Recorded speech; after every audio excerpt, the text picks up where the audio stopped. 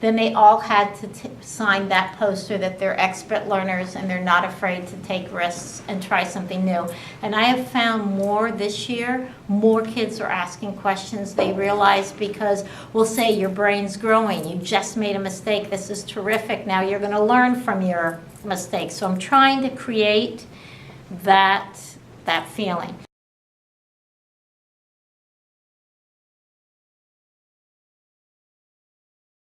Is I model the lesson, then I kind of give like a little bit of a pre-assessment. So today we were converting fractions to decimals, percent, so they had a little warm-up, and I was walking around. The kids that got it went right online to watch a video, and they could do something online, or they could do one of these 3 centers that had to do conversion, where others followed my instruction, then worked in the packet. So a lot of times they have a choice of the packet or walking around the centers. Some like just working in the packet, some like getting up.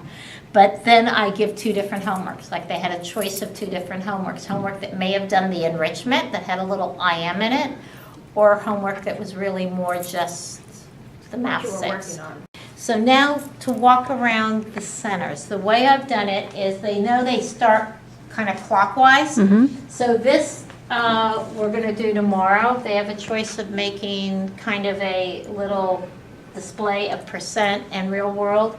There's fraction decimal matching game, or they can do the fraction decimal in the packet.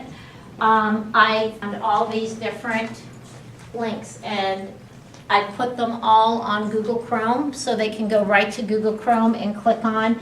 It's LearnZillion, and it's telling which ones in LearnZillion, and right now they would be doing number 10. We're not at 11, 12, 13, 14.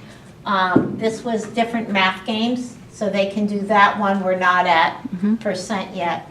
And then comparing and ordering decimals, or where we are right now. Extra come back here and they pull up, and then I have about 9 different stations, and they take, I always have a station that's error analysis, so it's something wrong and they've got to figure out what's wrong. And then this goes into our percent word problems, and then it goes down to there. So what I do is I take them home and I check them. So I take every packet home and I check them, and I'll put a check if it's correct. If it's not correct, I put it in a separate pile. And then I tell the kids I pick the one that has my favorite mistake. That's why it's called my favorite no.